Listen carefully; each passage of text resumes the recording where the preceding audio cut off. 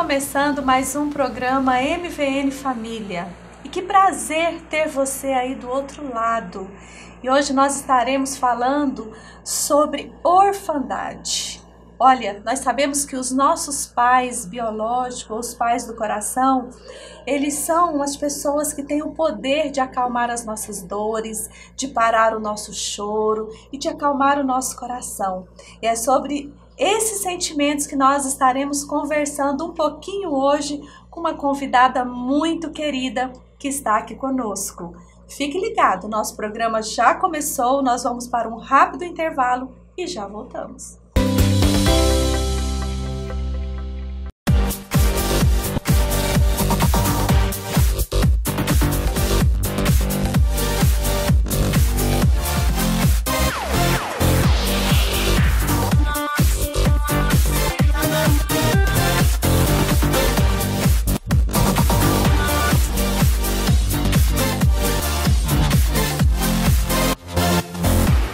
Magno Castilho Cabeleireiros e Produções, 3225-2080.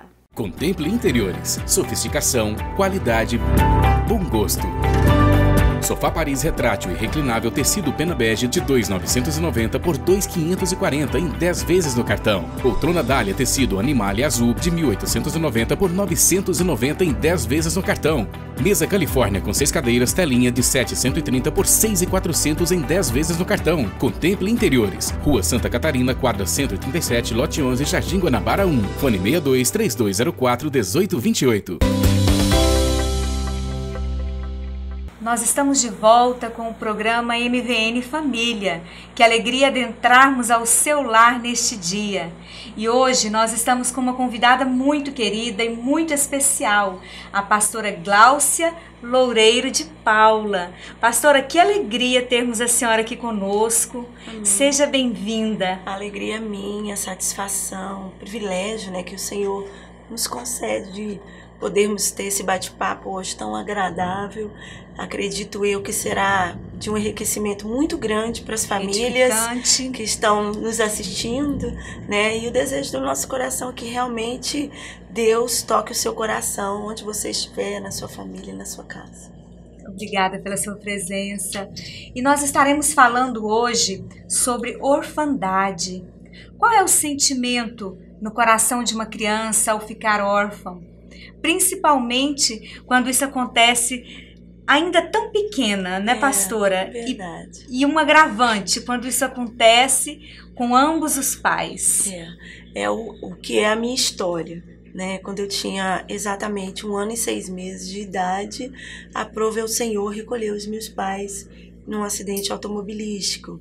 E inicialmente eu gostaria de me apresentar nesse sentido para os telespectadores. Eu sou filha do saudoso pastor Osiel, da saudosa dupla Otoniel e Osiel, e também filha de Alda, da dupla Osiel e Alda. E os meus pais eram cantores, preletores, viajavam o Brasil afora realizando esse ministério, né? E nesta viagem que aconteceu este acidente, eu havia ficado com os meus avós maternos e eu tinha apenas 1 ano e 6 meses de idade. Então, no decorrer da minha história, eu tenho carregado assim vários capítulos diferentes de coisas lindas que o Senhor tem me permitido vivenciar nas minhas emoções, no meu crescimento enquanto pessoa, enquanto serva do Senhor e especialmente ser mulher, né? Você vivenciar uma experiência assim tão forte. Então, quando eu tinha essa idade, o Senhor os levou e o pastor Nicodemos e a irmã Teresa, que são os meus avós maternos, eram os pais da minha mãe, que me educaram, me ensinaram nos princípios da palavra do Senhor. Então, chegou um período assim da minha infância que eu tenho vagas lembranças, não da situação em si, até porque o contexto da casa do meu avô, que eu tenho muita dificuldade de me referir a ele avô, eu comecei a chamar de pai, porque eu tenho uma tia que era só 6 meses mais velha do que eu. Nossa. Aí eu via chamando de pai. Então foi uma convivência bastante entre irmãos, tanto que nenhum dos meus tios são tratados como tios, a nossa relação é de irmãos. Então, na verdade, eu tenho 11 irmãos. A família do meu avô é de 12 filhos, né? E a única que já descansa no Senhor é a minha mãe. E eu fui criada nessa família, repleta de muito amor.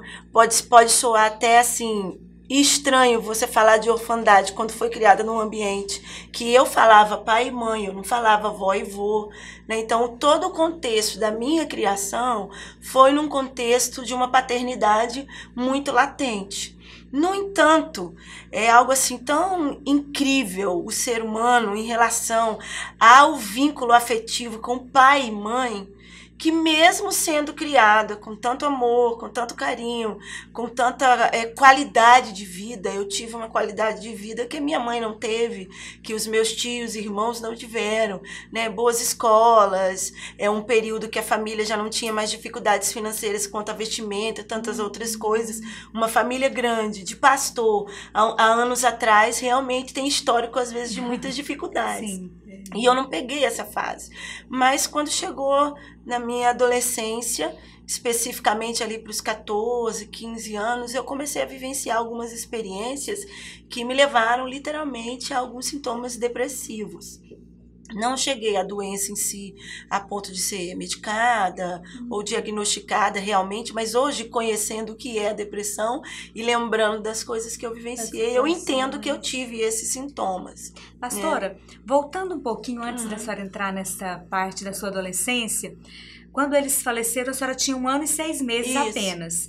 Então, a gente sabe que a criança, ela sente falta dos pais, mas ela não consegue, às vezes, expressar, verbalizar isso e nem assimilar o que aconteceu. Exato. A senhora consegue lembrar como foi o momento que a senhora realmente entendeu o que havia acontecido? Como foi passado tudo isso para a senhora? Então, minha família sempre me contava, os meus avós me contavam, meus irmãos, o que tinha acontecido, mas eu nunca tinha, por exemplo, tido um acesso a uma foto do fato em si.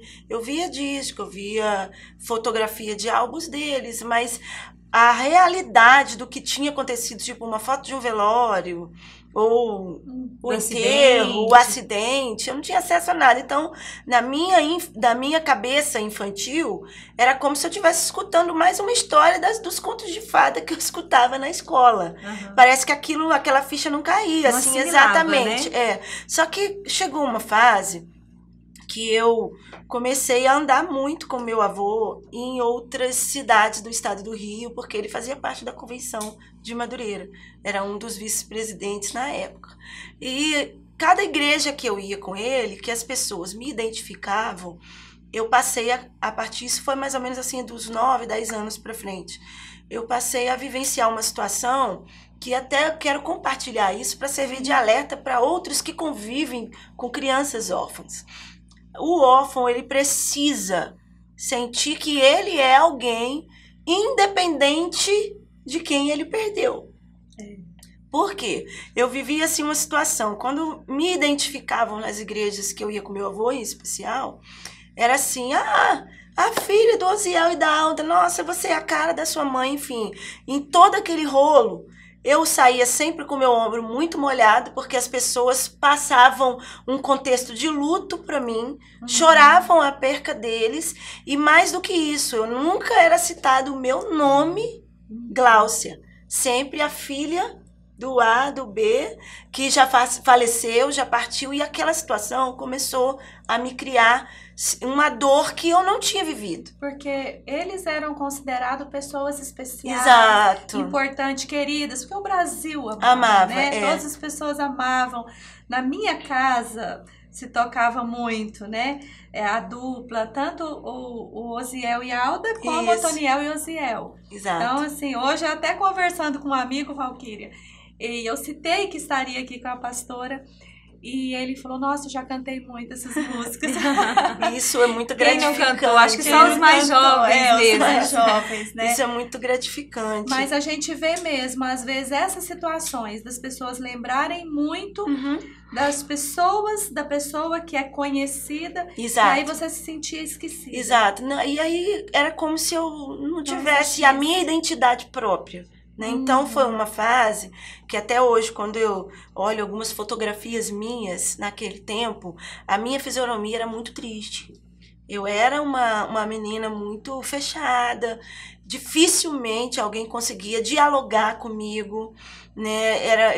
Eu comecei a desenvolver esse comportamento meio que de ostracismo, eu começava a me esconder.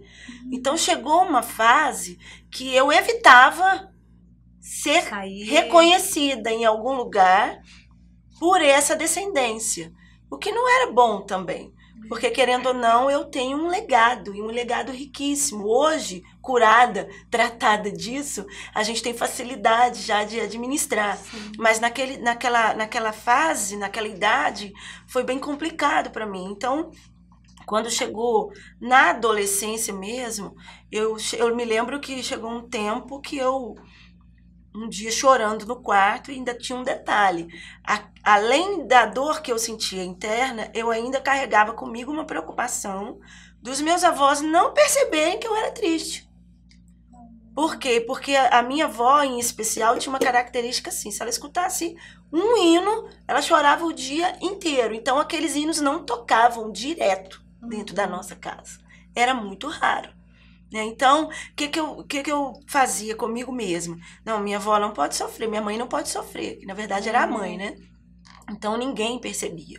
Essas coisas aconteciam dentro de quarto, portas fechadas. Às vezes, eu me escondia debaixo de cama, colocava travesseiro na boca para com vontade de gritar. Às vezes, a dor vinha muito forte e eu não tinha coragem de verbalizar com a família. E eu me lembro que teve um tempo que eu fiz uma oração que a gente ouvindo hoje, assim, parece uma loucura. Eu pedi ao Senhor esse tipo de coisa. Eu falei: Jesus, eu tenho tanta vontade de ouvir a voz do meu pai, mas não é cantando. Cantando tem muito. Eu quero ouvir ele falando.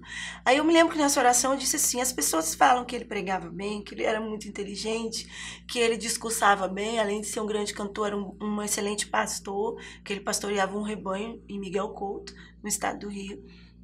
E eu fiz essa oração, eu tinha 15 anos. E eu me lembro que eu fiz uma oração acreditando que aquilo ia acontecer comigo, né? E o tempo passou e eu comecei a criar situações para minha vida de tentar encontrar fugas para aquela verdade. E quando eu completei 18 anos, eu sempre fui muito envolvida na igreja, na obra de Deus, fazia muita coisa.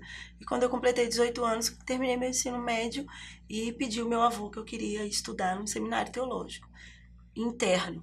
Mas, na verdade, eu queria estar em outro lugar para ter outras experiências na expectativa de resolver aquelas indagações que eu tinha na minha alma. Se encontrar um pouco também, né, pastora? Exato. E fui para um lugar, escolhi o seminário Instituto Bíblico da Assembleia de Deus em Pindamonhangaba, São Paulo, mas não associei na escolha que eu estava indo para o mesmo lugar que havia sido de formação do meu pai. Então, é um detalhe assim, muito interessante, que quem vive o luto precisa viver o luto sabendo que ele é o luto e que aquilo é um fato, aquilo não vai mudar. Todas as fugas que a gente tenta encontrar, elas nunca vão ser a solução, né, em si. Aí eu me lembro quando eu cheguei lá, na chegada, eu já fui identificada quem era.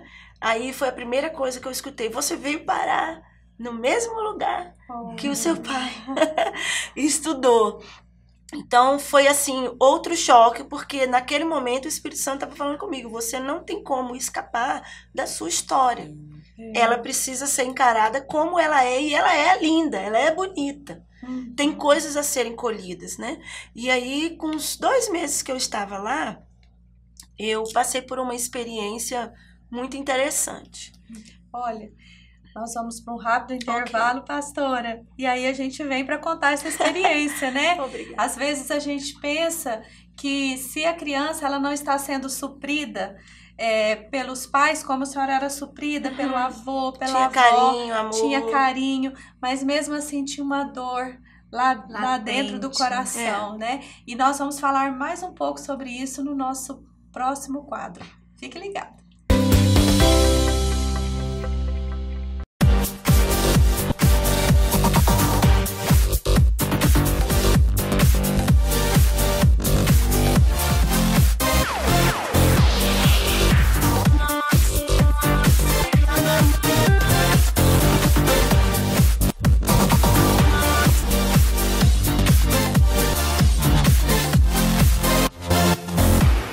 Magno Castilho Cabeleireiros e Produções, 3225-2080. Contemple interiores, sofisticação, qualidade, bom gosto.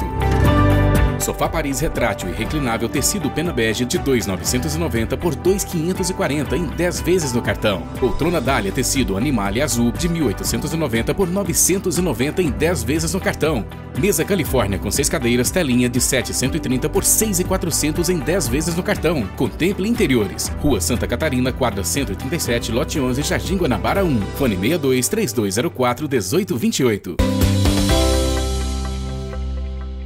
Nós estamos de volta no nosso programa MVN Família e está aqui conosco a pastora Gláucia. É um prazer, pastora. Obrigada, estar com a senhora aqui para tomar esse suco, né, Valquíria? Que história linda ela tem para contar. Amém. Pois é, e a pastora estava nos contando um momento onde a senhora foi para o seminário. Isso. E tem uma experiência aí linda que a senhora viveu. Exato. Então, nessa ida para esse seminário teológico, na intenção até às vezes de criar fuga mesmo da situação que eu sentia internamente, tem uns 2 meses que eu estava lá, um dos professores fez um pedido de um trabalho da história das Assembleias de Deus na década de 70. E o ano que ficou na minha responsabilidade foi 1976, o ano do acidente dos meus pais. Então não tinha muito livro a respeito, eu tinha que consultar periódicos, revistas, Mensageiro da Paz.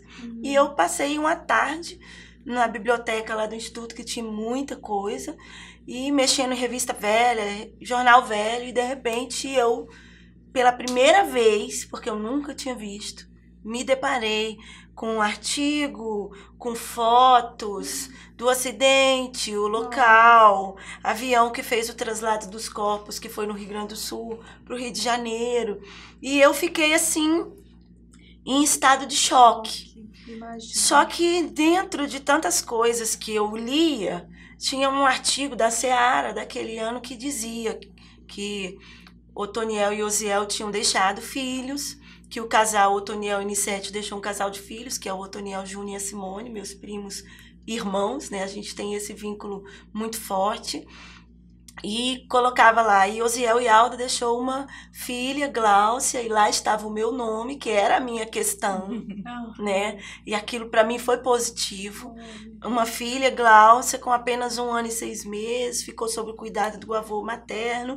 E a respeito da minha pessoa, tinha uma observação. A Igreja Assembleia de Deus no Brasil acredita que o Senhor permitiu essa criança ficar porque tem um projeto muito grande para ela no decorrer da história dela. E ela alcançará coisas maiores que os seus pais. Olha. Quando eu li aquele artigo, eu chorei muito. Todas as vezes que eu falo nisso, eu me emociono. Todas as vezes que eu falo nisso, eu me emociono muito, muito mesmo. Por quê? Porque naquele momento ali, algumas colegas já sabiam da minha situação. A minha prima Simone, que é filha do meu tio Otoniel, estava lá estudando comigo, a gente morava no mesmo quarto, fomos juntas, todas duas na mesma circunstância emocional. E aí, entre as colegas, ficou aquele burburinho na biblioteca, não vai aguentar, sai daí, deixa isso aí, não. Mas naquele momento eu quis ficar só, e é onde eu quero falar. Jesus deixou um exemplo muito rico no Evangelho de João, no capítulo 14, registra a tristeza dos discípulos com a partida de Jesus. Né? E ele deixa uma frase assim, muito marcante, que é a minha frase: não vos deixarei órfãos, e vos enviarei o Consolador. Né? E naquela hora o Consolador estava comigo, o Espírito Santo. E eu ouvi literalmente as experiências sobrenaturais que a gente crê, a gente tem com o Senhor, o Espírito de Deus falando comigo. Você entende por que você não estava naquele acidente? Que eram perguntas que eu fazia. Por que eu não morri? Por que eu não fui nessa viagem? Por que o Senhor não me levou? Eu não precisaria vivenciar tudo isso. Fiquei aqui sofrendo internamente. Eu não tive nunca carência afetiva no sentido do ambiente familiar que eu vivia. Mas o que eu quero destacar é que o ser humano tem, por natureza, a necessidade de convívio com aquele que o gerou. Pai e mãe. O pai e a mãe. A ligação é muito forte. A ligação afetiva é fortíssima. Então, assim, pai, mãe que me ouve, né? Talvez famílias que têm vivido situações de orfandade, mas que o pai está vivo, a mãe está viva, né? A pastora aqui, antes do programa, a gente conversava e ela foi fazer uma pesquisa sobre esse assunto e ela percebeu que um índice, né, pastora, muito grande hoje de crianças que sofrem por orfandade nem é pelo pai que morreu, mas pelo pai que está vivo. Né? Então, que negligenciam assim, a paternidade. Exatamente. Então, a marca que eu tenho na minha vida, que a partir daquele dia que eu encarei a minha verdade, esse é o ponto. Todas as dores que a gente tem na nossa alma, seja ela de que natureza for, de perder um ente querido, ou de uma separação conjugal, um problema familiar grave, a solução para tudo isso é a gente encarar a verdade como ela é, né, e acreditar que esse Consolador está conosco. Ele nos ajuda a reconstruir a nossa história, a viver outras experiências. E a palavra diz mesmo, né? Que Jesus, ele é o pai dos órfãos e juiz das viúvas. Ele defende, né? Muitas causas. Cuida. Né? Exatamente. Então, assim, essa marca na minha história, desde que eu encarei essa verdade, daquele dia para frente, todas as situações que eu tenho vivido na minha vida, né, as experiências que eu tenho vivido, eu tenho entendido o projeto de Deus para comigo. E Deus, assim, ele tem um amor tão especial com os órfãos, né, com a pessoa que está só, com aquele que foi abandonado ou ficou viúvo, né? E esse versículo do Salmo 68 que fala que Deus é o pai de órfão e viúva, ele é muito forte, que eu percebo, assim, a partir da minha experiência, que Deus tem um capricho com essas pessoas. Eu falo isso porque lembra que no início da minha história aqui, eu contei que eu fiz um dia uma oração debaixo da cama falando para Deus que eu queria ouvir a voz do meu pai. Né? E era um tempo que não tinha esses recursos que nós temos aqui, filmagens, né? Gravações, tudo era muito limitado. Mas em 2008, eu já morava aqui em Goiânia. Minha avó faleceu com um problema grave renal e eu não consegui viver o luto da minha avó de novo, porque foi bem naquele ano que teve aquela pane aérea, eu não consegui chegar pro velório da minha avó. Aí eu cheguei lá à noite, já tinha sido enterrado, já tinha acontecido tudo. Mais uma vez, de novo, eu não vivenciei aquele fato real. Eu tava de novo. Aí, tanto que no dia seguinte, um dos meus tios, meu tio Davi, me levou até o cemitério para eu ver lá, mas aquilo também começou a não ter um resultado, né? E eu parecia que eu estava vivendo de novo outros conflitos. E eu comecei a orar. Falei, Jesus, traz até mim alguma coisa que venha trazer um consolo de tantas questões que eu já tenho contigo no decorrer da minha história. E passou mais ou menos uns meses. Meu avô tinha antigamente um programa de rádio, com uns 40 anos fazendo programa de rádio, e aquelas fitonas de rolo, né? E quando a minha avó morreu, ele resolveu ocupar a cabeça transformando aquele material em rolo para CD. Nessa busca, ele foi lá na década de 60, quando esses programas começaram, e ele encontrou uma coisa que nem ele sabia que ele tinha. Mas Deus permitiu que ele encontrasse, porque eu tinha feito uma oração louca, né? E ele encontrou uma pregação do meu pai, um áudio, né? E o dia que eu estava no maior conflito da perda da minha avó, de viver tudo aquilo, que eu fiz essa oração, eu falei, Jesus, me dá algum consolo. Aí eu me lembro naquele dia, meu pai Nicodemos liga e fala, Glaucia, estou te mandando uma coisa pelo correio, muito importante. E quando chegou, uns dias depois que eu fui abrir, que eu coloquei no computador aquele CD, Deus respondeu aquele pedido. Eu escutei o meu pai dando uma palavra de 15 minutos, despedindo uns missionários que estavam saindo naquele ano de Volta Redonda, que era a cidade que eu fui criada pelo meu avô, para ir para o campo missionário. Eu me lembro até o nome da missionária, era a missionária Dagmar. E como ele tinha... lembrar, como é que não lembra? Ele tinha aquela gravação, tinha um discurso assim tão lindo, sabe?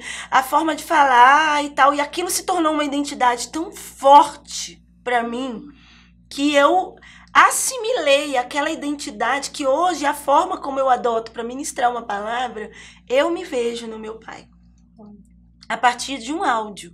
E isso por que eu compartilho esses detalhes?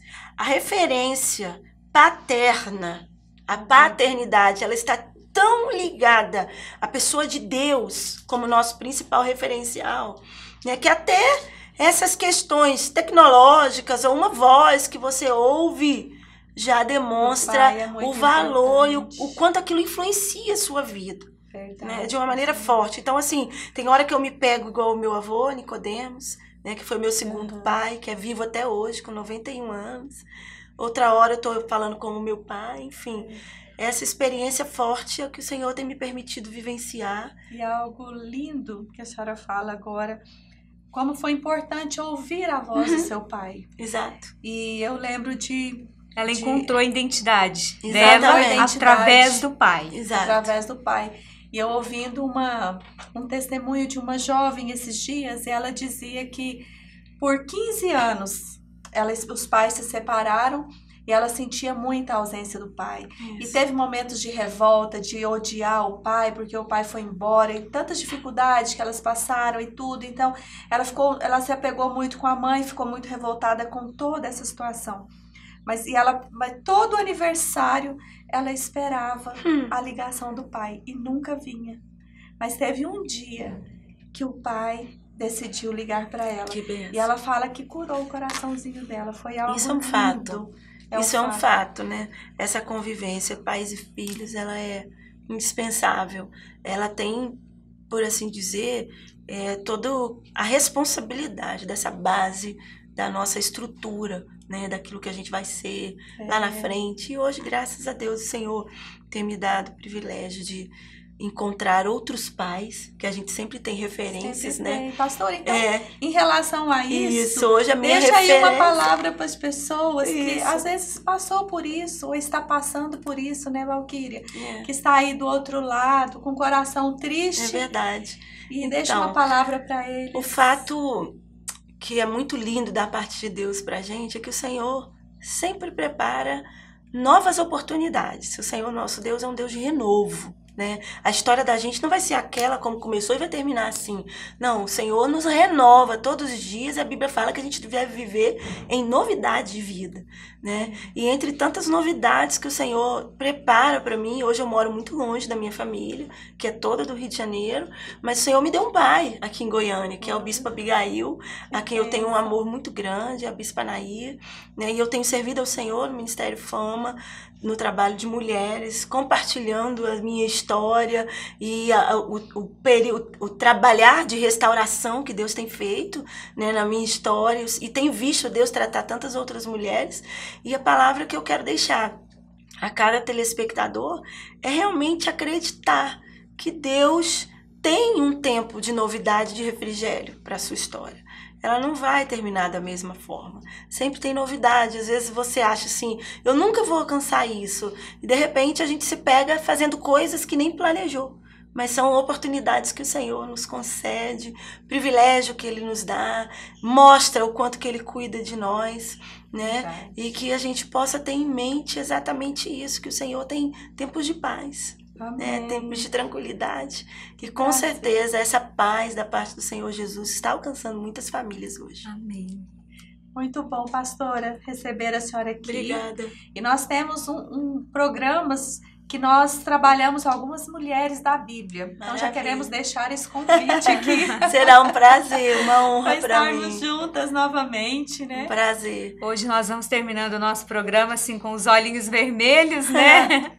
Mas com o coração cheio de gratidão por saber que o Senhor cuidou tão bem da senhora. E Ele está cuidando de você também. Ele cuidou de você também, que talvez está aí na sua casa, experimentou situações tão semelhantes quanto da pastora Gláucia. O Senhor é o Pai amoroso que nunca nos abandona, né, pastora? Verdade. Ele sempre tem um novo tempo, né? Verdade. E que você possa também ter um Consolador, que é o Espírito Santo. Ele está do seu lado para suprir todas as suas necessidades. Que Deus abençoe a sua casa, Deus abençoe a sua vida. Amém. E abençoe a sua família.